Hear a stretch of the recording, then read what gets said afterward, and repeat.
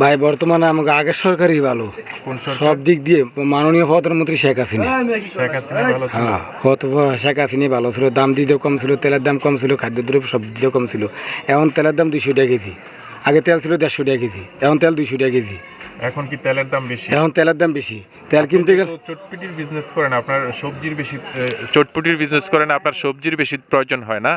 সবজির মানে দ্রব্যমূল্যের দাম কেমন, মানে বর্তমানে আপনি কোন সরকার দেখতে চান? এটা পাশাপাশি আপনি বলছেন যে আগের সরকারই ভালো ছিল, কেন ভালো ছিল সেটা যদি একটু বলতেন। সেটা ভালো ছিল। আপনার তেলের দাম কম ছিল, তেল 150 টাকা কেজি ছিল, এখন কত করে? এখন তেল 200 টাকা কেজি। মুড়ি কত করে কিনতে না?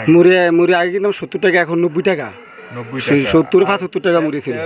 তেলের দামও বেশি না? তেলের দামও বেশি। এটা মাছ কিনতে গেলে 200 টাকা কেজি, তেলাপিয়া ফাঙ্কাস 200 টাকা কেজি হয়েছে গা। এটা রুই মাছ, বড় বড় মাছ তো আরও বেশি দাম বেশি, কিন্তু তো খাইতে পারি না। এই জন্য আপনি কাকে দায়ী করছেন? এখন কাকে কোনো দায়ী না আমাদেরই দায়ী। এখন বর্তমান সরকার নাই, কোনো কিছু নাই। এখন যে সরকার আছে সরকার তো কোনো উদ্যোগ গতি কোনো কিছু নেয় না আমাদেরকে, গরিবের জন্য। আচ্ছা, যেহেতু এখন আওয়ামী লীগ নাই, এখন যে প্রেক্ষাপটে কোন সরকার আসলে ভালো হবে মনে করেন যে দ্রব্যমূল্যের দাম কম থাকবে? দ্রব্যমূল্যের দাম কমলে এখন কি বলবো আর, এখন আমরা আছি একটা অন্য ইয়াত পড়ে রয়েছি। এখন আমি মনে করি যে আগের সরকারই ঠিক ছিল, সব দিক দিয়ে কম পাইতাম। বাজার গেলে 150 টাকা তেল ছিল, 140 টাকা তেল ছিল, ফার্মার ছিল 135 টাকা কেজি, আর এমনি সয়াবিন ছিল 150 টাকা কেজি, 150 টাকা কেজি। তো আগের সরকার ঠিক ছিল না।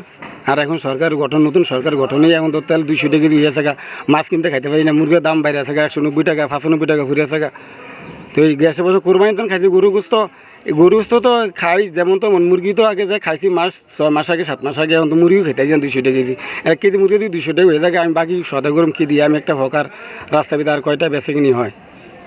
শেখ হাসিনাকে তো এখন স্বৈরাচার বলা হয়। যদি শেখ হাসিনা সরকার এত ভালো হতো তাইলে উনি পালিয়ে গেছে কেন? এটাই তো কথা, পালিয়ে গেছে তো ওরা তো উড়াই দিছে বিমানও, ওরা বিমান উড়াই দিছে না, আমরা মোবাইলে দেখছি না, খবর দেখছি না, ওরা তো উড়াই দিছে সেনাবাহিনী। তো পালিয়ে গেল কোনটা? পালিয়ে গেল তো রাত্রে যেত। তার মানে আপনি বলতে চাচ্ছেন যে পালায়ে যায় না উনি, না? পালাই গেল কই গেল, পালাই গেল কই? ওরা তো উড়াই দিয়ে সেনাবাহিনী কি প্রদর্শন দিয়ে, আইন প্রদর্শন দিয়ে হেলিকপ্টার উড়াই দিল। আর হয় যদি দেয় সাইডে যেত তো পত্রগুলো জমাই বলে দেয় নাই। এখন কি আপনি আবারও ওনাকে দেখতে চান নাকি?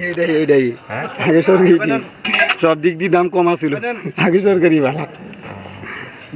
আমরা গরিব মানুষ, আমরা খেয়াঘাটের মানুষ।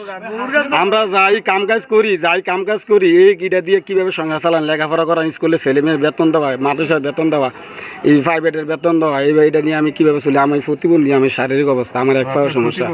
জি। আপনাদের যে ভাতাটা দিত, প্রতিবন্ধীদের ভাতা, ওইটা কি দিচ্ছে? ওইটা আছে।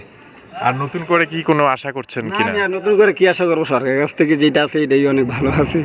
প্রতিবন্ধীর ভাতা করে দেওয়ার কারণেই আপনি শেখ হাসিনা সরকারকে ভালো বলছেন নাকি? এটাই তো সব দিক দিয়ে এটা সুবিধা করে দিচ্ছে না গরিবের। আইন কথা শেখ হাসিনা করে গেছে।